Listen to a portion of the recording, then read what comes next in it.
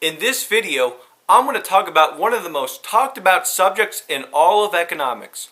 What was the cause of the post-war economic boom? Allow me to start out by showing you some graphs. This is a graph of unemployment in Australia from 1945 till 2002. Does anyone here notice something just a tad bit unusual about this graph? To me, it looks like two completely different graphs stuck together. From 1945 to 1973, Australia had no recessions at all, and unemployment was just 2%.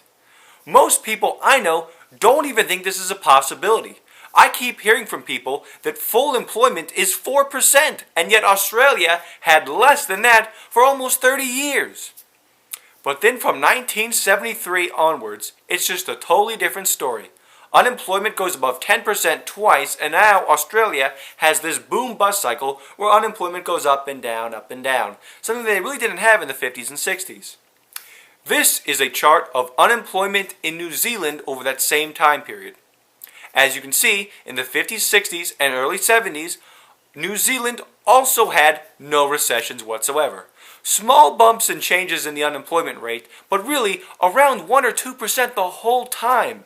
And then, after the year 1974, it goes way up all the way to 15% in the early 1990s. Looks like the post-war economic boom wasn't just unique to the United States. Looks like Australia and New Zealand too are nowhere near as prosperous as they were in the 50s and 60s. I wonder how many other countries went through a golden age of prosperity in the 50s and 60s and have since seen it coming to a crashing end. Let's take a look at some more unemployment graphs. This is an unemployment graph for Denmark. This is an unemployment graph for France.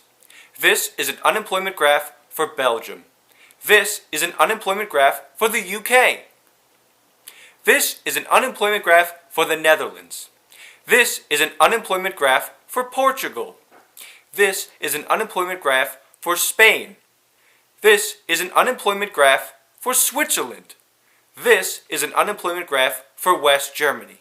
And this is an unemployment graph for Italy. Finally, this is an unemployment graph for the EU15 as a whole from 1960 until the year 2000. Notice what all of these countries have in common with Australia and New Zealand. Not only a golden age of prosperity in the 50s and 60s, but no recessions! Now finally, let's take a look at one more unemployment graph. An unemployment graph for the United States of America. Wah, wah, wah. Wow! From this graph, it almost looks like there was no golden age of prosperity in the 50s and 60s for the U.S. It's almost as if this post-war economic boom was a myth.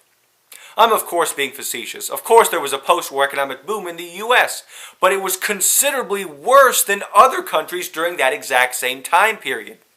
According to John P. Martin of the OECD, in his report, The Extent of High Unemployment in OECD Countries, 1950 to 1993, the average unemployment in the entire OECD was 3.5% in the 1950s, 2.8% in the 1960s, and 4.3% in the 1970s, before going up to 7% in the 1980s, and staying roughly around there ever since.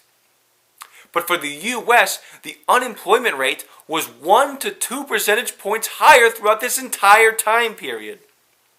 But this puts a very interesting spin on the equation because it's not simply a matter of why were the 50s and 60s prosperous, it's why did the U.S. have recessions when no other country in the world did?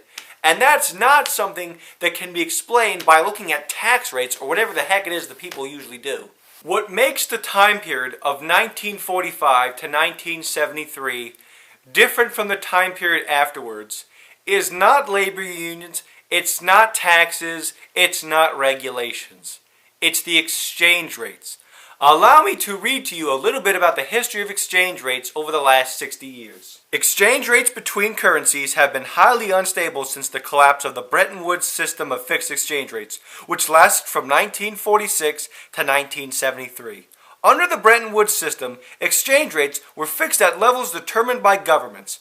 Under the floating exchange rates we had since 1973, exchange rates are determined by people buying and selling currencies in the foreign exchange markets.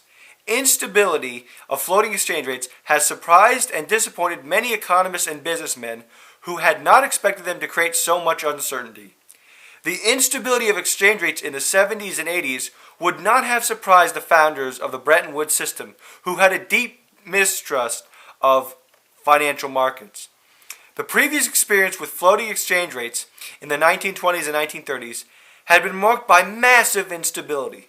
In an influential study of that experience, published in 1942, Norwegian economist Ragnar Nerske argued that currency markets were subject to destabilizing speculation, which created pointless and economically damaging fluctuations. The instability of rates since 1973 has thus been a severe disappointment. At first, it just seems like a correlation-causation fallacy. Okay, from December 27th, 1945 until March 1st, 1973, all of the major currencies in the world were fixed. And every country on the planet Earth went through a golden age of prosperity during this time period.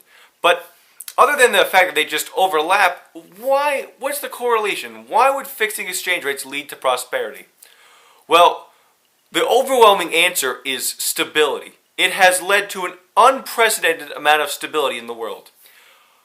Aside from the economically devastating impacts of floating exchange rates that Paul Krugman just talked about, take a look at something like oil prices. This is a graph of oil prices from the Civil War up until 2004. And as you can see, historically, oil prices just fluctuate all the time. They go up and down, up and down, up and down, up and down. But if you look carefully at the period from 1944 to 1974, they're actually a pretty smooth line. This is a zoom in of oil prices from just after World War II until today. Notice how for almost 30 years, the inflation-adjusted price of oil didn't budge one bit. This is a graph of oil prices in relation to gold, and as you can see, same thing. For 30 years, it's just totally fixed with no fluctuations, and then for another 30 years, it goes. Then we have to look at things like house prices. Here's a graph of house prices since 1890. Once again, in the early 1900s and in the late 1800s, house prices would go up and down maybe 10% each year. Not a lot of stability, but there was no bubbles. And then in the Great Depression, they went way down. But then, for another period of 30 years, from World War II to the mid-70s, housing prices remained flat. No bubbles whatsoever. We had small bubbles in the late 70s and in the late 80s, and then of course this humongous housing bubble today. But for 30 years, house prices were perfectly in line for inflation. Here's another interesting graph. This is the total net worth of the United States in terms of gold. I don't know why this is particularly relevant, but it is definitely interesting. So from the mid-40s to the mid-70s, prices were amazingly stable. The price of oil was stable, the price of housing was stable, net worth was steadily increasing, and did I mention that all of the exchange rates in the world were fixed? So it shouldn't be a surprise if I were to tell you that during this time period, there were no bank failures anywhere in the industrialized world. From the book Untitled Chapter, The Evolution of Banking in the Industrialized World Since 1800 by Richard S. Grossman on page 266. The industrialized world's banks became much more vulnerable after 1973. Michael D. Bordow look at the incidence, duration, and severity of banking and currency crises from 1880 to 1997. They find that the probability of a banking crisis occurred was similar in 1880 to 1913 and 1973 to 1997, approximately double this rate during the turbulent interwar period of 1919 to 1939, and essentially zero from 1945 to 1971. So there is an economic benefit to having stable monetary policies after all. But there's just one more question left to answer. If there were no fluctuations in currency exchange rates, no fluctuations in housing prices or oil prices, and net worth was constantly going up, Why did the U.S. keep having so many recessions when no other country in the world did? The answer to this question has to do with the unique way that the United States played a role in the Bretton Woods system. Under the Bretton Woods system, the United States dollar served as the world reserve currency. All of the countries in the world, from Germany to Italy to France to Spain to the UK to Japan, would peg their currency to the US dollar. In return, the US dollar would be pegged to gold at $35 an ounce. Because it was the world reserve currency that all of the other countries pegged their currency to, the US was the only country that had to deal with capital controls. This phenomena became known as the Triffin dilemma. Allow me to read you a little bit about the Triffin dilemma simply from Wikipedia.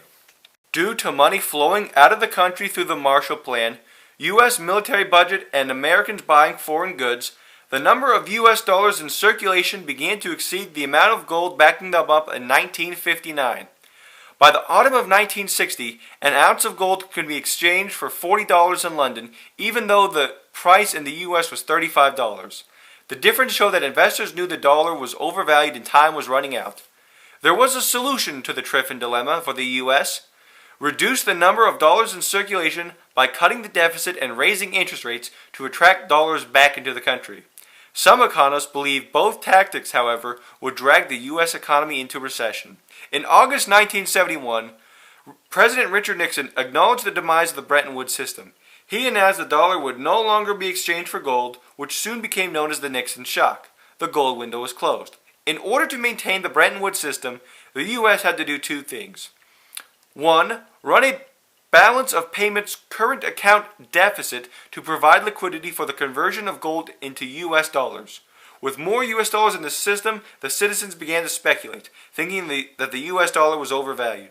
This meant that the U.S. had less gold as people started converting the U.S. dollar to gold and taking it offshore. With less gold in the country, there was even more speculation that the U.S. dollar was overvalued. And 2. Run a balance of payments current account surplus to maintain confidence in the U.S. dollar. Obviously, the U.S. was faced with the dilemma because it is not possible to run a balance of payments current account deficit and surplus at the same time. In other words, the United States had to meet two contradictory goals at once. It had to have dollars leaving the country in order to provide liquidity to the numerous countries pegged to the U.S. dollar, but it also had to make sure that the dollar remained valuable to an ounce of gold at $35 an ounce. The problem, though, is it can't have money continuously leaving the country and maintain its value at the exact same time. Here's the analogy that I like to have. Imagine you have a bridge. Every single time a car drives over that bridge, the bridge becomes weaker and closer to collapsing. But every time someone doesn't drive over the bridge becomes stronger.